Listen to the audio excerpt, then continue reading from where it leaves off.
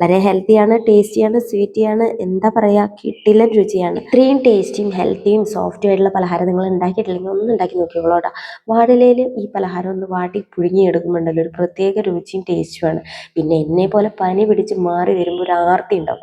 ആ ആർത്തി മാറി കിട്ടും, വായിക്ക് രുചിയില്ല എന്നുള്ള പരാതി മാറി കിട്ടും, ഹെൽത്തിയാണ്. പിന്നെ കുട്ടികളുടെയും മുതിർന്നവരുടെ കാര്യം പറയേ വേണ്ട, ഇഷ്ടം പോലെ കഴിച്ചോളൂ. അത് മാത്രമല്ല വളരെ സിമ്പിളുമാണ്. ഹായ്, അമൃതമായിട്ട് പുതിയൊരു വീഡിയോയിലേക്ക് എല്ലാവർക്കും സ്വാഗതം.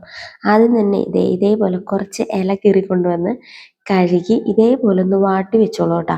ഒരു കിടിലൻ അടിപൊളി ഒരു ടേസ്റ്റി പലഹാരം ഉണ്ടാക്കാൻ പോവാണ്.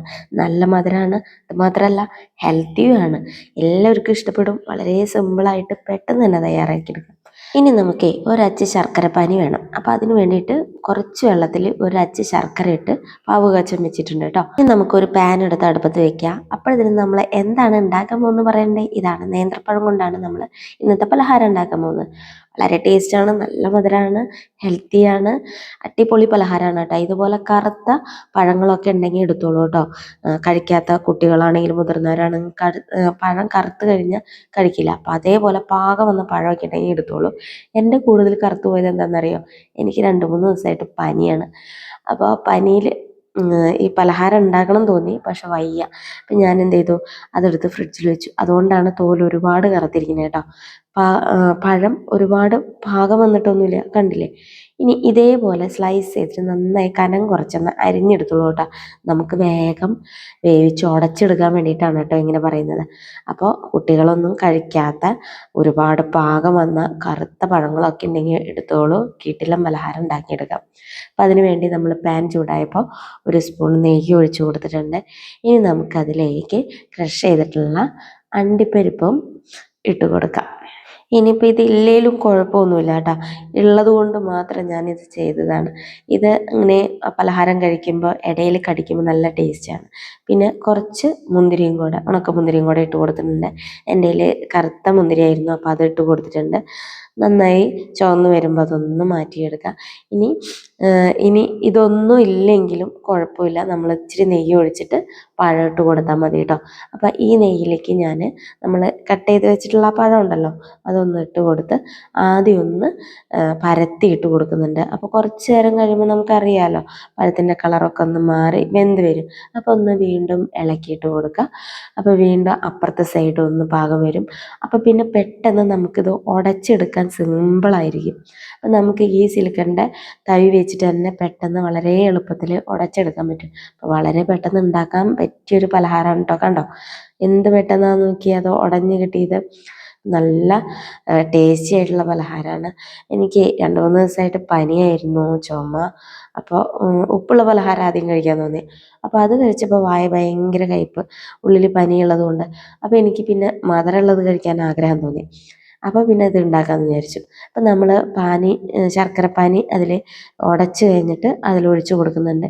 ഇനി ഈ ശർക്കരപ്പാനിയും ആ പഴവും കൂടെ ഉടഞ്ഞ് അതൊന്ന് മിക്സായി ഒന്ന് കുറുക്കി വരില്ലേ, ഈ ഒരു പാകം വരുമ്പോൾ നമുക്കതിലേക്ക് ഏലക്കായ പൊടി ഇട്ട് കൊടുത്തിട്ടുണ്ട് കേട്ടോ. ഒരു 2-3 ഏലക്കായ പൊടിയും പിന്നെ കുറച്ച് തേങ്ങയും കൂടെ ചെരുകിയത് ഇട്ട് ഒന്ന് ഇളക്കി കൊടുത്തിട്ടാണ് നമ്മളുടെ ഈ പലഹാരത്തിൻ്റെ സോഫ്റ്റ് ആവാൻ വേണ്ടിയിട്ടുള്ള ഒരു സംഭവം കൂടെ ഇട്ട് കൊടുക്കുന്നത്. റവ, അത് വറുത്ത റവയാണ് ഞാൻ ഇട്ട് കൊടുക്കുന്നത്. ഞാൻ കടയിൽ നിന്ന് വാങ്ങിച്ചതേ വറുത്ത റവയായിരുന്നു കേട്ടോ, അതുകൊണ്ടാണ് അത് ഇട്ട് കൊടുത്തത്. ഇനി പച്ച ആയതുകൊണ്ടും കുഴപ്പമൊന്നുമില്ല. 2 സ്പൂണ് വറുത്ത റവ ഇട്ടതിന് ശേഷം നമുക്കിതൊന്ന് ഒരു ഇച്ചിരിയും കൂടെ ഒരു തിക്നെസ് കിട്ടാൻ വേണ്ടിയിട്ട് അരിപ്പൊടി ഇട്ട് കൊടുക്കുന്നുണ്ട് കേട്ടോ. അപ്പോൾ ആദ്യം ഒരു തവി അരിപ്പൊടി ഇട്ട് കൊടുത്തു, ഇളക്കി മിക്സ് ചെയ്തു. അതിന് ശേഷം നമ്മൾ വറുത്ത് വെച്ചിട്ടുള്ള അണ്ടിപ്പരിപ്പ് മുന്തിരി ഉണ്ടല്ലോ, അതും കൂടെ ഇട്ട് കൊടുത്തു. പിന്നെ നമ്മളുടെ മാവിനനുസരിച്ച് ഇച്ചിരി വെള്ളം ഉള്ള പോലെ തോന്നിയപ്പോൾ ആ മാവിനനുസരിച്ച് കുറച്ചും കൂടെ 1 സ്പൂണൊന്നും ഇട്ടിട്ടില്ല, നമ്മൾ ഇളക്കുമ്പോൾ നമുക്കറിയാം. അപ്പോൾ അതിനനുസരിച്ച് ഇടയിൽ ഇച്ചിരി ആയിട്ടൊന്ന് ഇട്ട് കൊടുക്കുക. ഞാൻ 2 തവണയും കൂടെ ഇട്ട് കൊടുക്കുന്നുണ്ട് കേട്ടോ. അതിട്ട് കൊടുത്ത് ഒരുപാട് ടൈറ്റ് ആവണ്ട. ഒരുപാട് ടൈറ്റ് ആയാൽ നമ്മൾ ഇലയിൽ അട പരത്തുന്നത് പോലെ പരത്തണം. ഇതങ്ങനെയല്ല ഉണ്ടാക്കുന്നത്, അടയല്ല, പക്ഷെ നമുക്ക് ഭയങ്കര സോഫ്റ്റായിട്ട് കിട്ടാൻ വേണ്ടിയിട്ടുള്ള ഒരു പലഹാരമാണ്. അപ്പോൾ ദേ ഏകദേശം വെള്ളത്തിൻ്റെ അംശം ഉണ്ട് താനും, എന്നാൽ നല്ല വെള്ളമില്ല, പക്ഷെ ഒരുപാട് കട്ടിയുമായിട്ടില്ല, ഭയങ്കര സോഫ്റ്റി ആയിട്ടാണ്. തൊടുമ്പോഴത്തേനും നിങ്ങൾക്ക് ആ സിലിക്കണിൻ്റെ കയ്യിൽ വെച്ച് തൊടുമ്പോൾ തന്നെ അറിയുന്നില്ലേ ഭയങ്കര സോഫ്റ്റായി പോകുന്നത്. ഇനി നമ്മൾ ഇഡലി പാത്രം വെച്ചിട്ടുണ്ട്, അതിൽ അട പുഴുങ്ങാനുള്ള നമ്മുടെ ഈ പലഹാരം പുഴുങ്ങാനുള്ള പാത്രം വെച്ചിട്ടുണ്ട് കേട്ടോ. ഇനി ദേ ഒരു എണ്ണ പരട്ടിയിട്ടുള്ള ഒരു സ്പൂൺ വെച്ചിട്ട് ഒന്ന് ഇതേപോലെ ഒന്ന് പരത്തി കൊടുത്താൽ മതി. അതല്ലെങ്കിൽ നമ്മൾ ഇപ്പം ഇത്ര നേരം ഇളക്കാൻ ഉപയോഗിച്ചിട്ടുള്ള ആ സിലിക്കൺ കയ്യിൽ വെച്ചിട്ടൊന്ന് പരത്തി കൊടുത്താൽ മതി.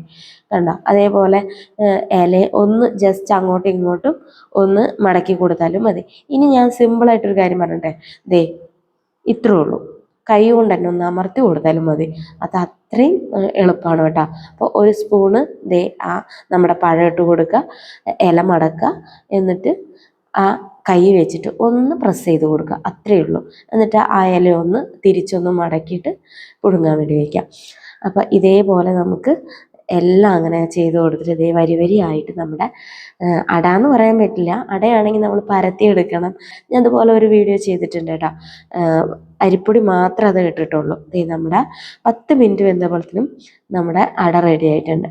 ഞാനേ ഒരു ഇല കുറവുണ്ടായിരുന്നു, അപ്പോൾ ഒരു ഇല കട്ട് ചെയ്തിട്ടാണ് അത് പരത്തിയത്. അതുകൊണ്ടാണ് കേട്ടോ ആ അട മാത്രം തുറന്നിരിക്കുന്നത്. ഞാനേ പഴം കൊണ്ടുള്ള അടയുടെ വീഡിയോ മുമ്പ് ചെയ്തിട്ടുണ്ട്, അതിൽ അരിപ്പൊടി കുറച്ചും കൂടെ ചേർക്കും കേട്ടോ, നന്നായി ശരിക്കും ചക്കട ഉണ്ടാക്കുന്ന പോലെ തന്നെ പരത്തിയെടുക്കാൻ വേണ്ടിയിട്ട്. അതിൽ നമ്മൾ റവ ചേർക്കില്ല, ഇത് ഞാൻ റവ ചേർത്ത് സോഫ്റ്റ് ആവാൻ വേണ്ടിയിട്ടാണ്. പിന്നെ നമ്മൾ ഇല എടുക്കുന്നത് എന്തിനാ, ഇലയിൽ പുഴുങ്ങിയെടുക്കുമ്പോൾ ഒരു പ്രത്യേക ടേസ്റ്റാണ് അല്ലേ.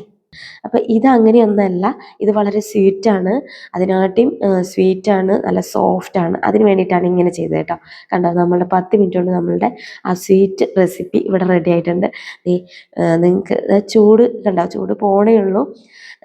തൊടുമ്പോൾ തന്നെ കണ്ടോ, അങ്ങനെ പൊട്ടിക്കുമ്പോൾ തന്നെ കയ്യിൽ നല്ല സോഫ്റ്റായിട്ട് വരുന്നുണ്ട്.